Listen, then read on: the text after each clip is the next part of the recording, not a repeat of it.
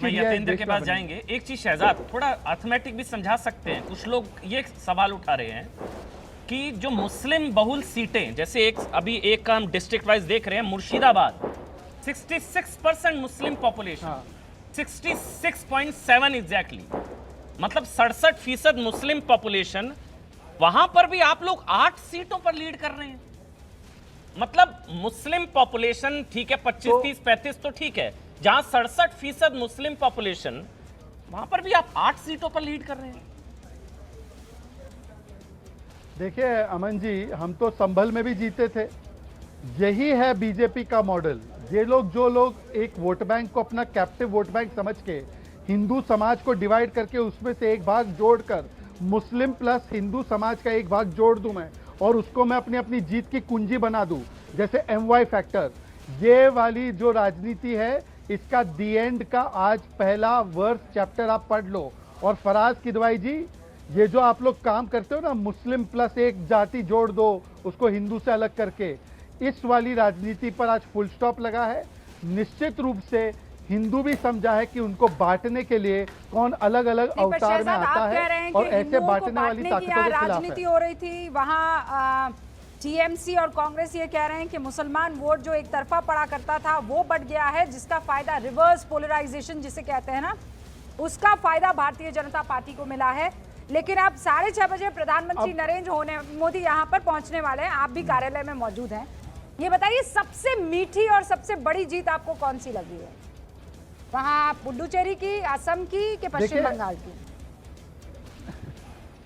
देखिए रूबिका जी, अमन जी, आप जानते हो कि मेरी पार्टी के संस्थापक फाउंडर श्यामा प्रसाद मुखर्जी है, और इसीलिए बंगाल की जो जीत है ना, वो दरअसल हमारे लिए 20th स्टेट ऑफ विक्ट्री नहीं है। एक बार BL संतोष जी, शहजाद 195 हो गया, ये तो 200 पहुंच जाएगा भाई बंगाल में, ऐसे ही चलता रहा तो ये तो 200 मैं पहुंच रूबिका जाएगा। को मैंने सुबह ही बोला था कि जब वो रूबिका से मैंने सुबह ही कहा था कि रूबिका जब भी मुझसे बुलवाती है मेरी सीटें बढ़ती है, तो मैंने सुबह ही बोला था रूबिका जी से।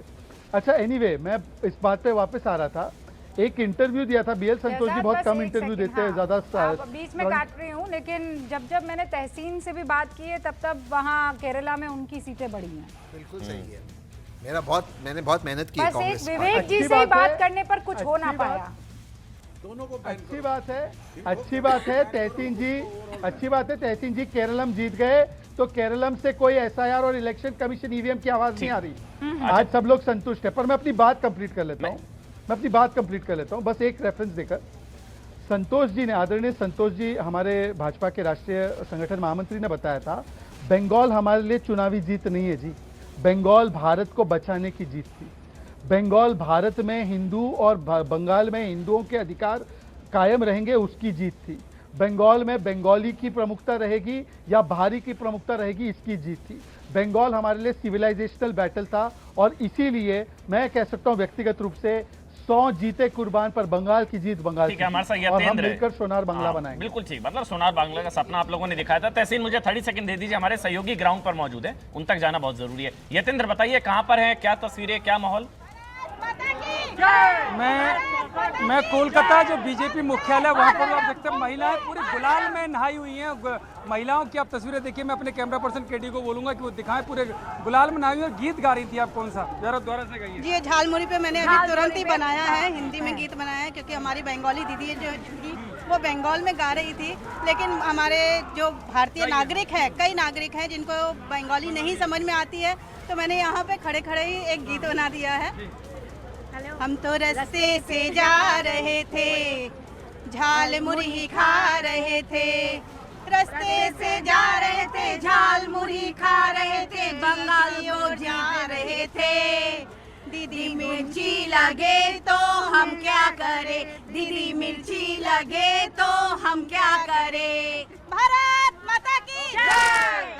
किस तरह से दीदी को मिर्ची लगे ये वाला गाना बनाया, झाड़ मुड़ी पर गाना बनाया, और पूरा बीजेपी मुख्यालय का मैं आपको तस्वीरें दिखा रहा हूँ कि किस तरह से यहाँ पर अब लोग इकट्ठा होना शुरू हो गए। हालांकि बीजेपी की तरफ से ये मैसेज दिया गया है कि अभी काउंटर पर ही रहें, जब आधिकारिक तौर पर जीत हो जाए तब वो बीजेपी ऑफिस आए और जीत मनाए। और शायद यही कारण है कि अभी जितनी बड़ी संख्या होनी चाहिए थी वो यहाँ पर नहीं है, पर आप मौजूद खबर ये भी आई थी भारतीय जनता पार्टी के दफ्तर में, वहाँ तो गाना गाया जा रहा है, मैं तो रास्ते से जा रहा था, बंगला जिता रहा था, तमाम चीजें हो रही हैं। और दूसरी तरफ दीदी का वो इलाका जहां पर बिल्कुल सन्नाटा पसरा हुआ है। अब से कुछ देर पहले मेरे सहयोगी अरुण वहां पहुंचे हुए थे, उन्होंने वहां पे एक वॉक थ्रू किया है। एक रिपोर्ट आप तक पहुंचाते हैं, फिर लौटेंगे।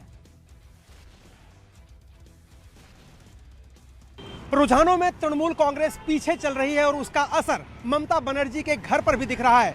कालीघाट में ममता बनर्जी का घर है। इस वक्त तस्वीरों में आप देखिए, यही गली है जो ममता बनर्जी के घर की तरफ जाती है, जहां पर पुलिस का जबरदस्त पहरा है। और अब पहचान जाहिर करने के बाद ही लोगों को अंदर जाने दिया जाता है। जो लोग यहाँ के बाशिंदे हैं वही अंदर जाते हैं, बाहरी लोगों का अंदर जाना अलाउड नहीं है। लेकिन झंडे, बैनर, पोस्टर में आप देख सकते हैं ममता बनर्जी का ये घर है, उसी की गली ये आप दिखाई दे रही है। आपको एक सामने पोस्टर दिख रहा है जिसमें ममता बनर्जी हाथ जोड़े हुए लोगों का अभिवादन कर रही हैं।